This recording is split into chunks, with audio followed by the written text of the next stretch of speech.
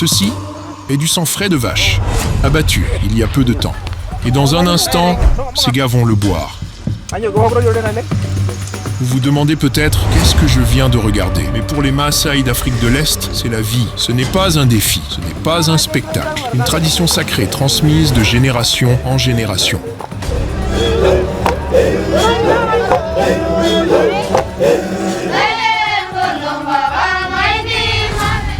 Nous avons roulé pendant des heures depuis Nairobi, au cœur sauvage du Masai Mara, pour rencontrer une tribu aussi emblématique que la savane africaine elle-même, les Maasai.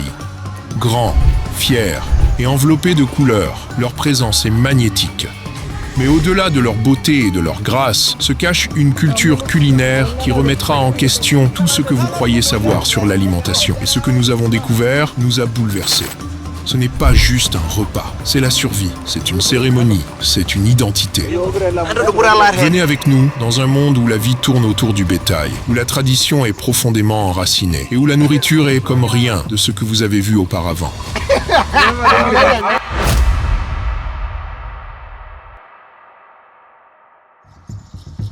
Vous entendez le nom Maasai et immédiatement, des images vous viennent à l'esprit. De grands guerriers, vêtus de rouge, sautant haut dans les airs. Des perles tintant en rythme. Du bétail guidé à travers les plaines infinies de la savane. Mais rien ne vous prépare à être ici, dans la poussière, sous le même soleil qu'ils vénèrent depuis des siècles, les regardant bouger, comme si le temps ne les avait jamais touchés.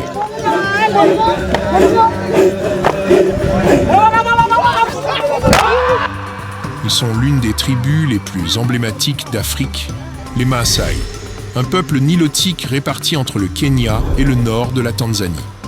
Aujourd'hui, ils sont environ 8 millions, et alors que beaucoup d'autres tribus se sont fondues dans la vie moderne, les Maasai continuent de suivre leur propre voie, fièrement. Nous sommes Maasai grâce à notre bétail. Sans lui, nous ne sommes rien. La vache est notre richesse, notre nourriture, notre vie. Et ce n'est pas juste une phrase poétique. Ici, votre statut, votre héritage se mesure en bétail, en enfants et en terre que vous traversez. Les Maasai sont des pasteurs nomades, ce qui signifie qu'ils ne restent pas trop longtemps au même endroit. Leur vie tourne autour de leurs troupeaux. Ils suivent les pluies, à la recherche de pâturages frais. Une société mobile, avec des maisons faites de boue, de bâtons et de bousses de vaches, construites par les femmes, disposées en cercles serrés, protégeant toujours le bétail au centre. La polygamie est courante. En fait, elle est attendue. Plus un homme possède de vaches, plus il peut subvenir aux besoins de plusieurs épouses. Et plus il a d'épouses, plus il a d'enfants pour aider à garder les troupeaux et faire grandir l'héritage familial. Ce n'est pas juste une tradition. C'est une question de survie. J'ai 3 épouses. Mon père en avait 7. Mon grand-père en avait plus que je ne peux compter. Chaque épouse a sa propre maison, ses propres vaches. Mais nous sommes une seule famille.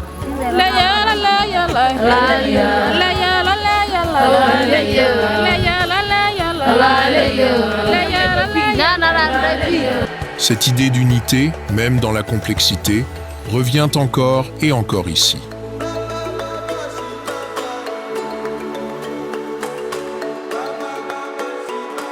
Les Maasai parlent le Maa, leur langue natale, une langue lyrique et rythmée qui transmet des histoires à travers les générations. La plupart parlent aussi le Swahili. Et beaucoup, surtout parmi les jeunes, parlent aussi l'anglais. Leur religion est un mélange de spiritualité traditionnelle et de christianisme.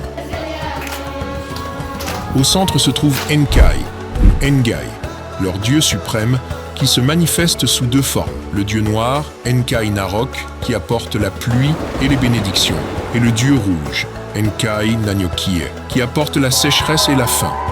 Ils prient pour la pluie, pas pour la richesse. Pour la santé du bétail, pas pour leur richesse personnelle. Quand je prie, je dis « Enkai, protège mes vaches, protège mes enfants ». C'est tout ce que je demande. Pas l'or, pas l'argent, juste la pluie et la paix.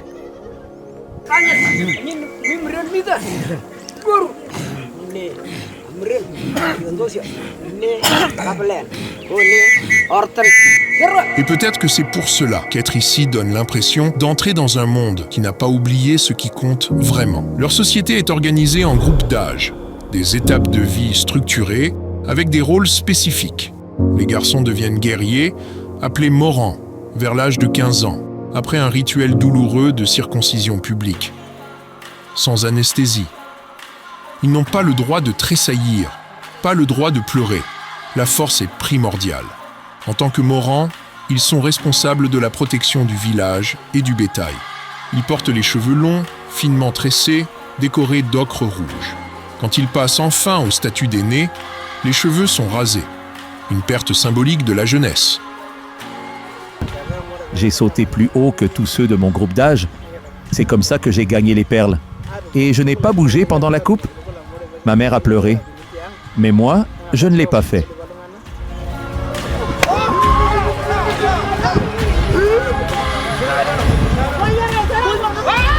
Fierté, douleur et but, tout en un seul rituel.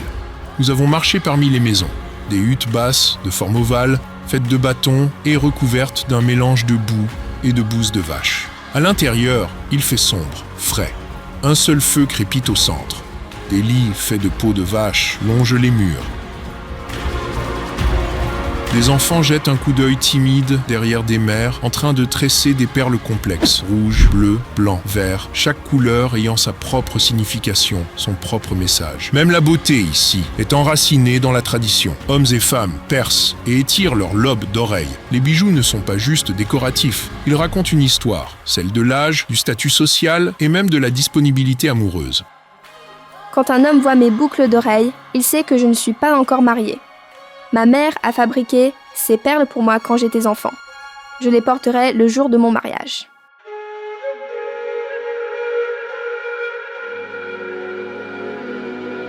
Ce ne sont pas de simples accessoires, ce sont des héritages familiaux portés sur le corps, transmis de génération en génération. Mais malgré toutes ces couleurs, ces cérémonies et ces célébrations, ce pourquoi nous sommes venus, ce qui choque encore le monde, se trouve plus en profondeur que ce que l'on voit au premier regard. Car au-delà des danses guerrières et des vêtements vibrants, les Maasai pratiquent une tradition culinaire qui repousse les limites de ce que beaucoup considèrent même comme comestible. Ils boivent du sang, frais, cru, parfois chaud, parfois caillé.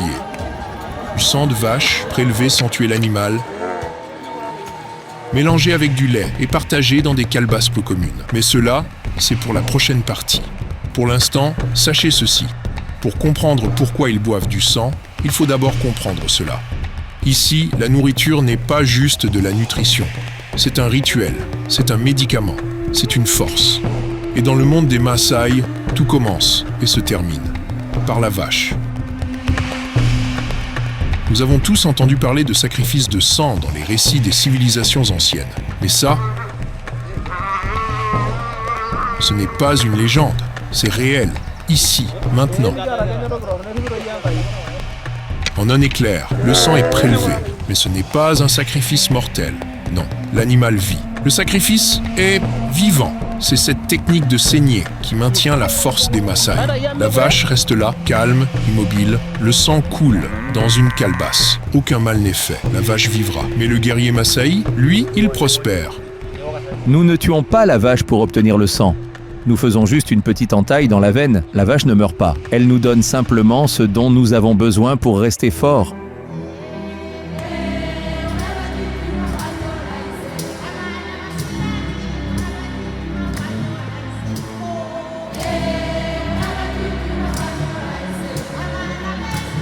La relation des Maasai avec leur bétail dépasse la simple alimentation. C'est un lien sacré. Pour eux, la vache représente la vie elle-même, un partenaire vivant et respirant dans leur survie. Les vaches ne leur donnent pas que du lait, elles leur donnent du sang. Ils boivent le sang frais, cru, parfois mélangé avec du lait. Un mélange épais, riche, nourrissant, versé dans des calebasses, partagées entre les membres de la tribu. Le rituel n'a pas lieu seulement lors de cérémonies ou de festivals. Non, il a lieu tous les jours. Matin et soir, dans le cadre de l'alimentation Maasai. Ce mélange de sang et de lait n'est pas qu'un aliment, c'est un médicament, un rituel, une source de force. Et alors que j'observais ce rituel ancien se dérouler sous mes yeux, je ne pouvais m'empêcher de penser, est-ce bien réel? Pourrions-nous jamais boire du sang comme eux? Mais les Maasai ne trouvent pas cela choquant. Quand tu bois du sang, tu n'as besoin de rien d'autre. Il te donne de la force. Il fait de toi un guerrier.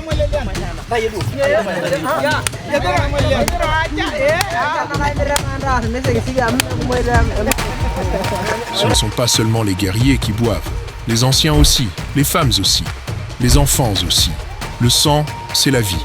Le sang se partage. Mais faisons une pause, car il est facile de penser « c'est juste pour les guerriers ». C'est leur secret. C'est leur pouvoir. Mais voici la vérité. Toute la vie Maasai tourne autour de ce rituel. Le sang n'est pas seulement synonyme de force, il est utilisé pour guérir. Quand quelqu'un est malade, on lui donne du sang mélangé à du lait. Ça l'aide à guérir rapidement, ça soigne les blessures, ça donne de l'énergie.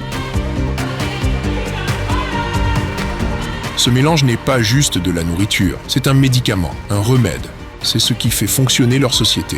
C'est ce qui a permis à leur culture de survivre à des siècles de difficultés. Et la vache, ce n'est pas juste un animal, c'est une partie de l'identité Maasai. Chaque vache est un témoignage vivant de ta force, de ton héritage, de ton lien sacré avec la terre. Mais la vraie question ici ne concerne pas que la force, elle concerne le lien sacré entre les Maasai et leur bétail. Sans lui, il n'existe pas. Je bois le sang parce qu'il me rend fort. Il me donne de la puissance quand je pars au combat. Sans lui, je suis faible.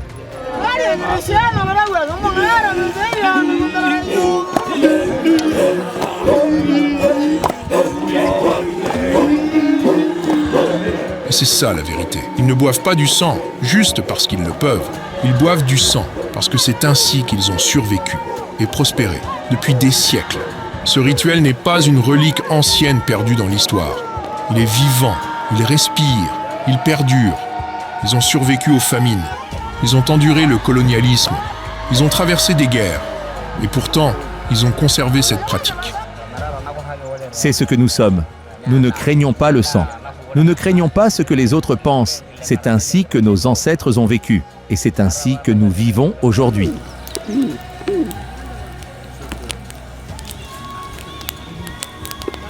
Alors, quand le monde les regarde, les yeux écarquillés, incrédules, et que la question revient, pourquoi boire du sang? Parce que ça leur donne de la force, ou du moins, c'est ce qu'ils affirment. Si vous demandiez à un nutritionniste occidental de décrire le régime alimentaire idéal, il parlerait probablement de fibres, de légumes, de produits laitiers allégés, peut-être d'un blanc de poulet grillé, mais il ne dirait certainement pas « buvez du sang de vache, tous les jours ». Et pourtant, ici, dans le Masai Mara, c'est exactement ce que les gens font. Et le plus fou, ça fonctionne.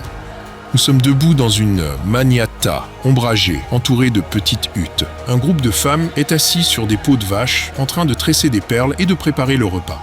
Il n'y a pas de frigo, pas de garde-manger, juste quelques bols en bois, une calebasse pleine de lait et une bande de viande séchée accrochée à un poteau. C'est ça, la cuisine Maasai. Et tout ce qu'ils mangent vient de ce qu'ils élèvent, de ce qu'ils trouvent ou de ce qu'ils pratiquent depuis des siècles. Le régime traditionnel des Maasai repose sur 6 aliments principaux. Le sang, le lait, la viande, la graisse, le miel et l'écorce d'arbre. C'est tout. Pas de blé, pas de sucre, pas d'huile raffinée, pas de conservateur. Juste ce que la terre et l'animal peuvent offrir. Le matin, nous buvons du lait, parfois du sang. Quand il y a de la viande, on la cuit dans la graisse.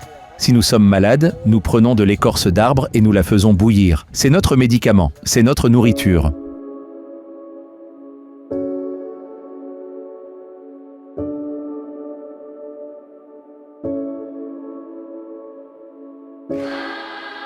Le lait est la base.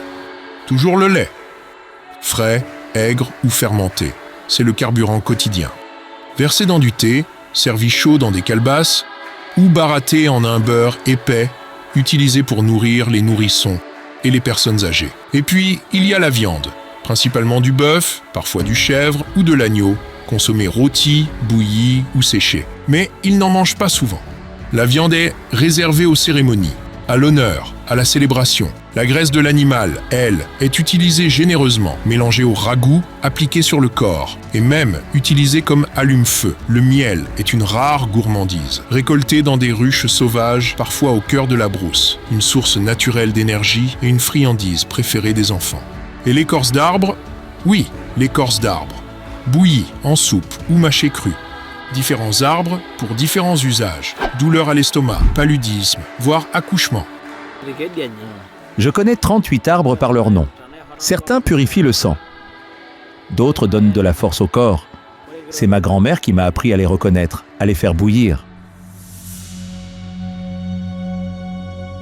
Mais ce qui choque le plus, du moins pour les étrangers, c'est ce qui n'est pas dans le régime traditionnel.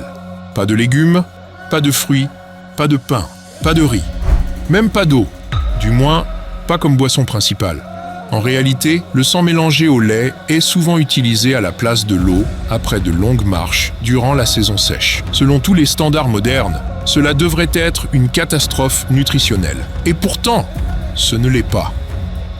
Car d'après plusieurs études, dont une de l'Institut Karolinska en Suède, les Maasai présentent des taux exceptionnellement bas de maladies cardiovasculaires. Une étude de 2008 a même révélé que, malgré une alimentation riche en graisse et en cholestérol, la plupart des Maasai avaient un profil lipidique sain et aucun signe clinique de maladie cardiaque. Pas de diabète, pas d'obésité, très peu de caries. Tu vois mes dents, j'ai 72 ans, jamais vu de dentiste, elles sont toujours solides. Alors comment est-ce possible? Certains chercheurs pensent que cela vient d'une adaptation génétique. Les Maasai auraient évolué, sur plusieurs générations, pour digérer des niveaux élevés de graisse et de protéines animales. D'autres soulignent leur mode de vie incroyablement actif, leur mouvement constant et le fait qu'ils consomment une nourriture pure, non transformée. Et puis il y a le bétail. Ce ne sont pas des vaches industrielles, ce sont des vaches zébus, plus maigres, plus robustes, nourries à l'herbe. Leur sang et leur lait sont beaucoup plus riches en nutriments que ceux des supermarchés. Nous marchons, nous courons, nous ne restons pas assis sur des chaises. La vache nous donne une nourriture pure. Vous mangez des aliments sortis de boîtes. Nous mangeons des aliments vivants. Mais la vie ici change. Avec les bouleversements climatiques, les troupeaux diminuent, les pâturages disparaissent, et de nombreux Maasai ont commencé à introduire de nouveaux aliments dans leur alimentation. On voit de la farine de maïs, utilisée pour faire l'ugali, une bouillie épaisse qui cale l'estomac. Certains mangent du chou, qu'on appelle ici les feuilles de chèvre, et de petites quantités de riz ou de haricots. J'aime le sang, mais parfois ma mère prépare de l'ugali. On le mange avec du lait, c'est bon. Mais ce n'est pas de la nourriture Maasai. Cette dernière phrase m'a marqué, c'est bon, mais ce n'est pas de la nourriture Maasai. Parce qu'ici, la nourriture, ce n'est pas juste de la nutrition, c'est de la culture, c'est de la connexion, c'est de la mémoire. Et lentement, morceau par morceau, cette mémoire est en train de changer. Certaines choses sont pratiques. Quand la pluie ne vient pas, quand les vaches meurent de maladie, le maïs et le chou peuvent signifier la survie. Mais certains s'inquiètent. Perdre le régime traditionnel, c'est peut-être perdre quelque chose de bien plus précieux, leur identité. Quand j'étais jeune, on ne mangeait pas ces nourritures simples de la ville. On avait les jambes solides, on ne tombait pas malade. Aujourd'hui, nos enfants ont mal au ventre. Ils demandent du sucre, ils se fatiguent vite. Et ce ne sont pas juste des paroles nostalgiques. Les études montrent que les Maasai qui vivent en ville et qui consomment des aliments transformés présentent des taux plus élevés de maladies cardiaques, de caries et d'obésité que ceux qui restent fidèles à la tradition. Alors peut-être, juste peut-être, les Maasai avaient raison depuis le début. Dans un monde qui court après les régimes à la mode, les poudres de protéines et les astuces keto, les Maasai ont gardé une approche d'une brutalité simple. Lait, sang, viande, graisse, écorce, miel. Ça peut sembler choquant. Mais ici, ça les a gardés en vie, forts, ancrés. Et surtout, Maasai. On a tendance à penser que la nourriture est quelque chose de séparé. Un repas comprend une activité entre les moments importants de la vie. Mais ici, chez les Maasai, la nourriture, c'est la vie. Elle détermine où ils vivent, comment ils se marient, ce en quoi ils croient, même leur façon de danser.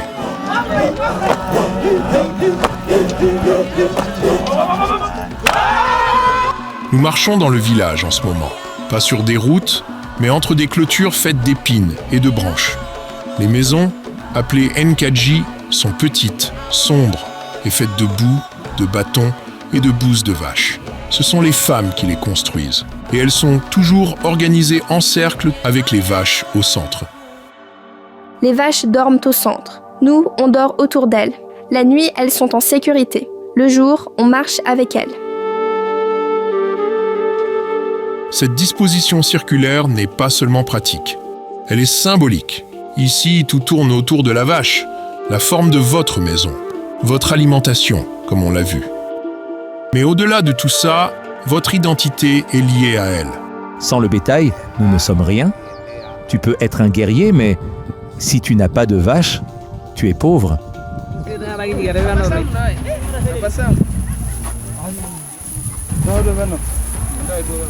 Le mariage ici, il se paie en vaches. Le respect dans la communauté, il se mesure au nombre de bêtes que vous possédez.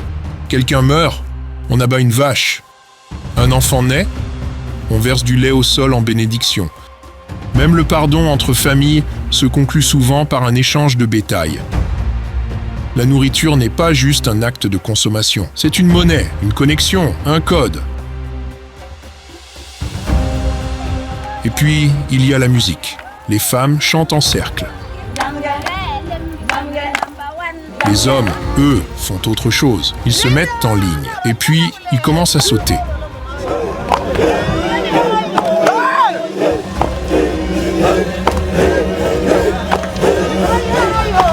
On appelle ça l'adumu, le célèbre saut des guerriers Maasai. Chaque homme tente de sauter plus haut que le précédent. Ce n'est pas juste un jeu, c'est une forme de séduction silencieuse.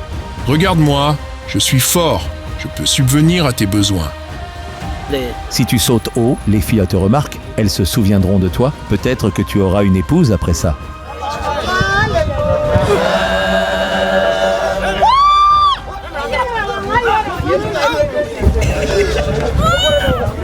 Il n'y a pas d'alcool ici, pas de musique forte, mais l'énergie brute, puissante. Et à la fin de tout cela, un bol de sang et de lait passe de main en main. Un par un, chaque homme en boit une gorgée. Un rituel, une récompense. Un rappel, c'est cela qui nous soutient. Chaque tradition a son poids. Le mode de vie Maasai, plein de beauté et de force, porte aussi ses ombres. Entre les danses et les rituels, on commence à entendre des murmures. Des murmures de difficulté, de pression, de changement. Et quand on s'assoit avec les guerriers, les Morani, on comprend à quel point ces pressions sont profondes. Nous avons rencontré un jeune Morani devant sa maniata. Son dos était droit, mais ses yeux portaient un poids que ses mots ne disaient pas. Il y a des choses que j'aime dans le fait d'être Maasai. C'est ce que je suis. J'ai été élevé ainsi. On m'a appris la discipline, la force, le respect. Mais parfois, je me demande, y a-t-il quelque chose de précieux dans cette vie que nous menons ? C'est la question que nous avons entendue encore et encore, surtout de la part des plus jeunes. L'identité Maasai est construite sur la fierté, mais elle n'est pas à l'abri des défis du monde moderne. Les maisons dans lesquelles ils vivent, faites de bois et de bousses de vaches, sont solides, mais éphémères. Les clôtures, faites de branches épineuses, sont là pour tenir les lions à distance, mais elles ne protègent pas contre la pauvreté, ni contre l'isolement.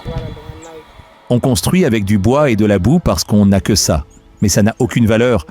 Si je pars, je ne peux pas vendre cette maison. Personne n'en veut. Nous vivons dans des abris, pas dans des maisons, pas de routes, pas de dispensaires, pas d'écoles à proximité. Rien que la brousse. C'est une vérité brute.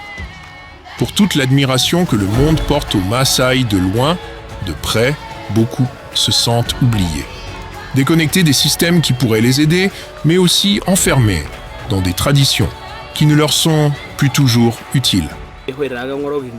Parfois, je me dis que si je n'étais pas Maasai, peut-être que ma vie serait différente, mais je suis né ici. Je n'ai pas le choix. Même le travail que nous faisons garder le bétail, construire. Les gens nous appellent gens de la brousse. Ils ne voient pas notre valeur. Et pourtant, la valeur pour les Maasai se définit autrement. Ici, on n'achète pas la terre. On ne possède pas de titre ou d'acte. On s'installe là où il y a de la place. On construit une clôture. Et cela devient votre maison. Si je veux vivre quelque part, je construis. Personne ne pose de questions. La terre devient mienne, mais si je pars, je ne la vends pas. Je ne me soucie pas du profit. Je pars simplement et je recommence.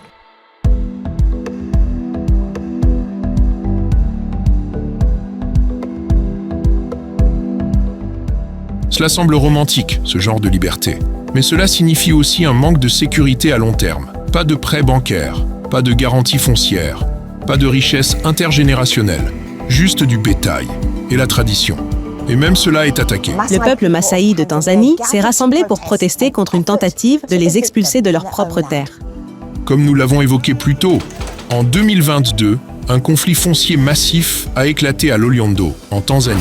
Le gouvernement, soutenu par des investisseurs prétendument liés à la famille royale des Émirats arabes unis, a tenté de transformer une terre traditionnelle Maasai en réserve de chasse privée. Le résultat ? Expulsion, violence, déplacement. Plus de 150 000 Maasai font maintenant face à la menace d'un déplacement. Beaucoup l'ont déjà été. Ils sont venus avec des fusils. Ils ont dit que cette terre est maintenant pour les touristes. Mais qui protégera les vaches ? Qui prendra soin de la terre si nous ne sommes plus là ?